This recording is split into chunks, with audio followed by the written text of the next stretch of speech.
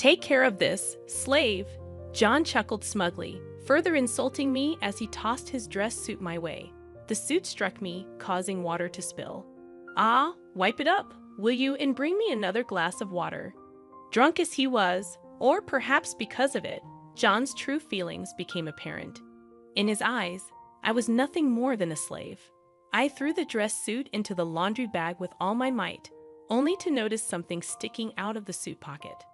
Unfolding the crinkly, tightly folded paper, he had instructed me to take care of it, and so I intended to do just that. Beyond wondering why such a thing existed, I felt as if this was my ticket to freedom, an escape from all the irritation and dissatisfaction I experienced with John. I rushed out of the house and promptly submitted the divorce notice to the office. My name is Vanessa Owen, currently 50 years old with 2 children, Nicole, my firstborn, followed by my son Matt. From the beginning of my relationship with John, I never got along with his parents. Despite their disapproval, I loved John and believed we could be happy together. We eloped, defying my parents' objections, and started living in a small apartment. However, John was perpetually unhappy about our elopement-style marriage, nagging about leaving my parents for this marriage. There was a good reason for our rushed marriage. Nicole was already on her way. Despite John's knowledge of this, my parents opposed the marriage mainly because John never formally introduced himself. However, I don't intend to blame John entirely, acknowledging my faults. I've never liked his parents, who constantly criticized me. Right now, with a child on the way, we should focus on the future rather than dwelling on the past. Despite my admonishments, John continued berating me, saying things like I should never have married you, or your cooking is worse compared to my mother's. With no place to return after our elopement, I endured John's nagging every day. Despite everything, John adored our children, and our kids, Nicole and Matt, kept our marriage together through high school. When Jan was promoted to department head and brought colleagues home, including a male subordinate named Rob and a female subordinate named Jenna Manning, our marital relationship deteriorated. Though John had a good reputation outside the house and was highly trusted by colleagues, our family barely functioned. At one gathering, John's words revealed his true feelings, saying he could divorce me anytime, but I wouldn't let him go. This admission, disguised as a joke, made me realize the depth of his dissatisfaction. Despite his words, John's subordinates praised our supposed good relationship, while John laughed, intoxicated, insulting, and bragging until he passed out. His subordinates helped with the cleanup. As we cleaned up in a friendly atmosphere, Jenna spoke up, revealing that the director actually praised me at work. Unbelievable! I laughed, and Jenna chimed in, it's true. He always says his family gets along well. The president admires that too. The president values family in that regard. The director is always praising his family, so the president tells everyone else to learn from him. That kind of joke earlier only works if there's a good relationship, right? Gina, seeming a bit tipsy, happily chatted away about John's behavior at work. If that's true, that's good, I repeated, forcing a smile. I muttered under my breath, trust was long gone between us. I quickly realized that John was just saying those things to make himself look good. I've heard that good liars mix a bit of truth in their lies. Jan was probably deceiving his colleagues in the same way. I didn't know if it was his nature or a calculated move. But this made me truly despise Jan. I disliked how he shamelessly used the family as a facade. However, our children were still students, and I wanted them to go to college. As John said, think of the children. I couldn't divorce him. However, Jan had never brought up divorce either. We were just living life without making waves. In this life, our children grew up honest and cheerful. Nicole graduated from a local university and joined a nearby company. 3 years later, Matt, who had left home for university, also found a job locally and decided to return home. I was genuinely happy that the children were coming back, and when both became working adults, it felt like a weight was lifted off my shoulders. Then another happy event occurred. Mom, I'm thinking of getting married, Nicole, in her 3rd year of working, told me. Her partner was a senior at her company, Chris Adams, a fine young man who had spent his childhood overseas. He seemed very intelligent. John was happy about the marriage too, and Nicole quickly started preparing for it. The wedding was to be a casual garden wedding. Usually, I'd wear a formal dress, and Jan would wear a morning suit. Still, guests were told to dress casually, so it was decided that I would wear a simple dress, and John would be fine in his existing suit. Despite everything, I wanted to honor Nicole's special day, so I carefully chose a dress.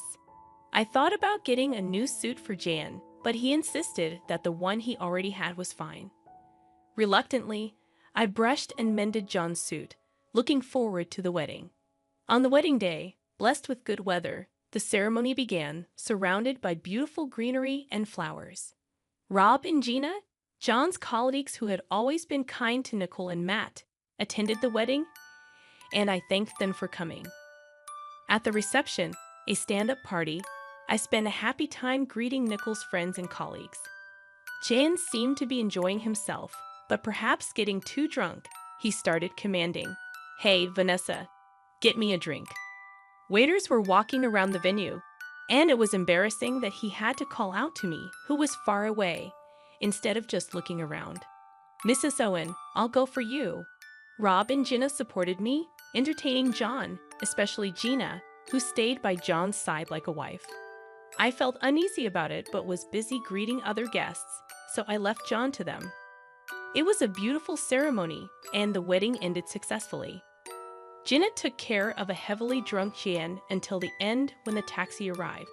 She said, "John, your taxi is here," and helped him into the car. I also got into the taxi and spoke to her. "Thank you, Gina. Take care." "No, thank you. Looks like it's going to be a long night. Take care." I took her words as a reference to the drunk John and laughed. However, her gaze was not on John but me. I felt strange again, but I said goodbye and returned home with Jan. Nicole and Matt went to the after party, leaving just the two of us in the taxi. Jan seemed a bit more cheerful after a nap. When we got home, he walked in on his own. Usually, we didn't talk much, but Jan, more drunk than usual, couldn't stop talking. Finally, the kids are off our hands. I was worried about Nichols turning out like you, but I'm glad she got married. He belittled me as usual. John lay on the sofa. "Vanessa, water," and then he arrogantly ordered me around. I sighed inwardly and went to get in water. "Here's your water. Take off the suit if you're going to sleep. It'll get wrinkled." I said that and put the water on the table. John, getting up, said as he undressed, "You're really useful. You do everything. I can't believe you'd speak that way, even if you're drunk.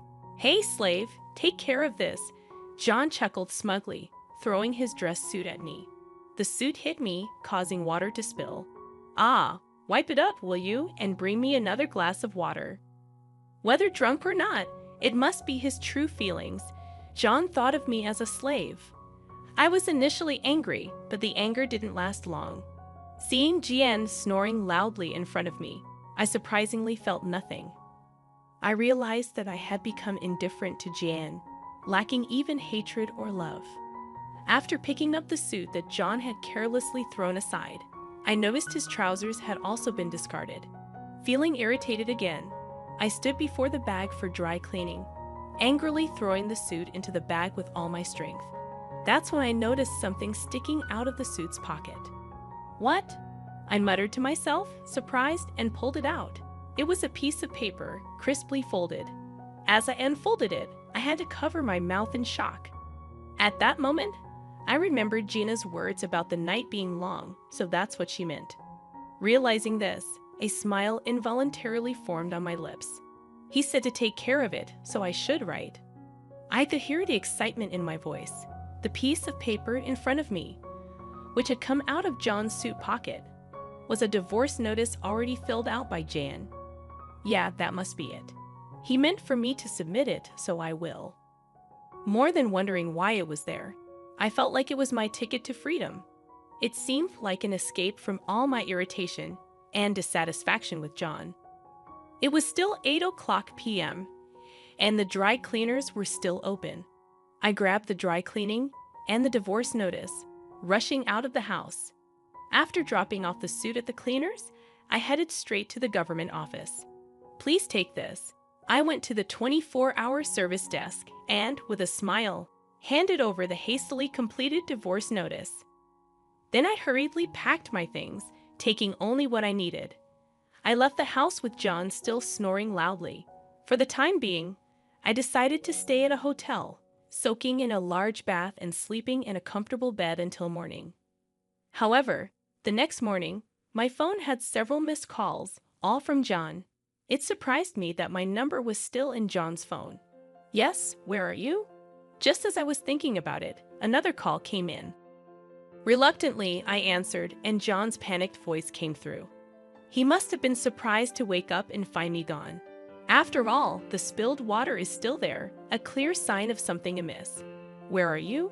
Just as I was about to respond, John continued, We came home together, didn't we?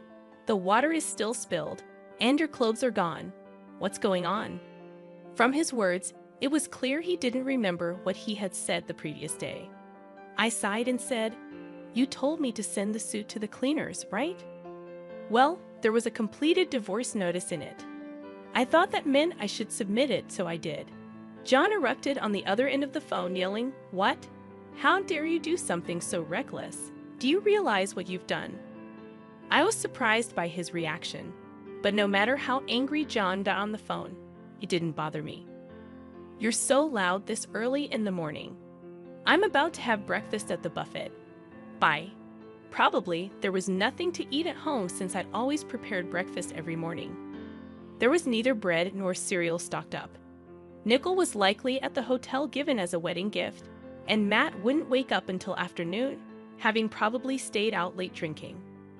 John must be panicking alone in a house without food. With that thought, I savored my delicious breakfast. After breakfast, I immediately went to look for an apartment at a real estate agency. I didn't have the luxury of choice. I urgently needed to find a new place to live, but thankfully, I stumbled upon an apartment just a few blocks down from Nickel's new place. Moreover, the real estate agency was hiring part-time staff. I found both a home and a job that day and felt immensely grateful to the company. On my way back to the hotel, I received a call from Matt. Mom, where are you? Dad's making a fuss. I had been ignoring calls from John, so he must have forced Matt to call me. Matt's voice still sounded sleepy. I've divorced your father. I'm leaving the house, so take care. What? What do you mean? Matt sounded surprised by my words. Anyway, I needed to explain everything properly to my children. I decided to call Nickel that day and explain everything at the house. Why'd you suddenly call me here? Nickel looked anxious, understandably so. Yesterday was the peak of happiness, but today she was called to the house for something serious. She must have known it wasn't just a casual conversation. I felt sorry for her, but my parenting days were over. Being a parent is forever, but I want to live as a person, not as anyone's slave. I shouldn't feel ashamed for this. Even though I thought this, I couldn't shake off the guilt towards my children. A sudden divorce? What do you mean divorce? Both of them questioned me simultaneously, and even John, taking advantage of the situation, joined in. That can't be true, right? Convince her. Despite being the root cause of the issue, John played the victim. It was turning into a 3-against-1 situation. I wanted the children to understand that this divorce wasn't just my whim. All I did was submit the divorce papers that your father had already filled out. Why am I being treated like the villain when it was your father who had prepared them in the first place? Hearing this, Nicole and Matt turned their gazes to John. Caught off guard, John frantically searched for an excuse. A villain. Come on, that was just a joke, right? Who would actually submit that? A joke? Do you have any idea how much that joke has worn me down? Jen flinched at my loud voice. Nicole and Matt clammed up, exchanging looks. Besides, for a joke, it was too well prepared. Don't you think? To me, it looked like something prepared to convince someone. John turned red and argued back, spitting out his words. His panicked state made the children realize something was amiss. I couldn't help but burst into laughter at John's behavior. No need to get so worked up. It's like you're admitting it's true. You set me up. You're the one who got angry at my deduction. Listening to our conversation, Nickel cautiously asked a question. What do you mean? I decided it was time to tell them everything. Well, you're not children anymore, so I have to tell you. Your father and Gina are having an affair. What are you talking about? John turned pale and stood up. Nickel and Matt looked shocked at first, but then directed looks of contempt at John. I found it strange. She used to call him director, but recently it's been John, and her words about our happy family felt insincere. That can't be. While she said she'd invite us, it felt like she was mocking us.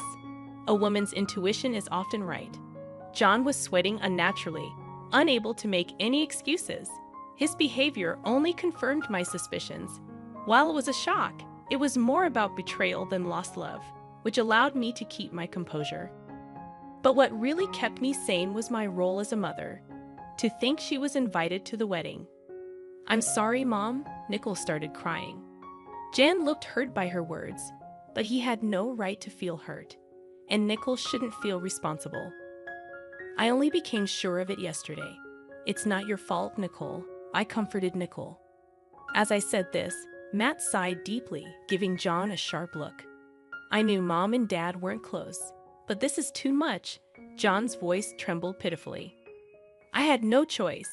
She kept pressuring me for a divorce, and I had to invite her to Nicole's wedding to convince her. Even the divorce papers, you used me. Otherwise, she said she'd tell the president about the affair. Anger made my fists tremble. After our force, she wanted to become John's next wife and take my place as Nicole's mother. So she had to attend the wedding. That's why he reluctantly invited her, planning to initiate the divorce afterward, showing her the completed divorce notice as proof. I never intended to really divorce you, it's true. Sure, you never intended to let go of your slave, did you? What are you saying? I never thought of you that way, John desperately pleaded, but Matt interjected. But Dad, you always said it would be easy to marry a woman who obeyed everything like Mom does. What?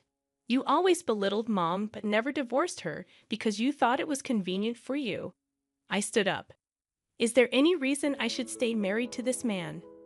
Nickel and Matt shook their heads firmly. Mom, you deserve to be free. That's right. And you'll always be our mom, even if Dad becomes a stranger. Nickel wiped her tears and smiled through her sniffles. After that, we left the house. Matt, not wanting to stay with John, decided to move into my apartment. The divorce papers were already submitted. We still had to sort out the property division, but I was relieved to distance myself from John. A month later, one of John's subordinates, Rob, visited the real estate agency. When I started working here, huh? Aren't you Director Owen's wife, Rob? Thank you for coming to Nickel's wedding the other day. What brings you here today? Actually, I broke up with my girlfriend and thought about a fresh start. Maybe moving to a new house. Rob smiled awkwardly as he sat down in front of me. Oh, I see. I had heard about Rob's girlfriend a few times. He seemed to care for her deeply, but it must not have worked out. Wanting to cheer him up, I responded with a smile. We found a suitable place, but since it was lunchtime and the person in charge of viewings was out, we scheduled a viewing for another day. By the way, when did you start working here? Director didn't mention anything about it. No, really, we got divorced. What? But last week at the dinner with the president, John was talking about planning a family trip. Rob was shocked. And so was I. John was still spreading such nonsense. He would undoubtedly continue using the family to get closer to the president if I stayed silent. I decided to tell Rob the whole story. John and Gina. That's unbelievable. Rob turned pale. His reaction was oddly striking. He slowly opened his mouth. My girlfriend was Gina. Gina Manning. I gasped, not expecting that Rob and Gina had been dating. Rob muttered, I can't forgive them. I silently watched him. Mrs. Owen, I can't forgive the two of them. I'll inform the president. His determined gaze met my nod of agreement. I felt the same way. I refused to be manipulated by John any longer. Rob left the shop, saying he'd come back for the viewing another time. He had my contact information from Nicole's wedding. I was sure he would contact me eventually. That day after work, as I was heading home, Rob contacted me immediately. "Mrs. Owen," I told the president. His voice was much more energetic than the time we met, made me smile. The president was furious, betraying his family and having an affair with a subordinate. Both of them will be dealt with. Really? That's great. Now we won't be used by them anymore. Those two deceived everyone, the family, the staff, even the president. They were called into the president's office right after I left. Imagining the scene, I couldn't help but smile. Even though they were no longer a part of my life, I couldn't accept them getting away scot-free. Thank you, Rob. You will surely find happiness. I sent this to Rob, feeling like it was something I also wanted to hear. Eventually, Jan and Dina's affairs spread throughout the company, especially John, who had always boasted about his happy family life, turned out to be a scoundrel who preyed on a subordinate. He was demoted 3 ranks from director to an ordinary employee. At home, he had no family waiting for him. For a man over 50, it would be interesting to see how he would live from now on. Gina resigned, probably due to the scrutiny. She was about 35 years old, a pitiful woman unemployed in her mid-30s after meddling with a married man. Their relationship also ended. Such an unhealthy affair was never going to last. Gina had pleaded with Rob, but he firmly rejected her. Feeling relieved, his reaction made me feel relieved too. Afterward, I continued to live peacefully with Matt in our apartment. 2 years later, Matt told me he was getting married. "Just when I thought I'd be alone," he said, "Mom, let's live together now. I'm looking forward to the birth of my grandchild." Living with Matt and his wife, Nicole, is also doing well as a mother of one. The fact our family keeps growing brings me joy. I reached out to my elderly parents whom I hadn't spoken to in a while, told them about the divorce. They said, "Bring the kids over sometime."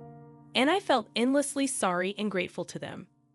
I plan to make up for my past mistakes by being filial to my parents and continue to be a reliable mother, always there to help my children.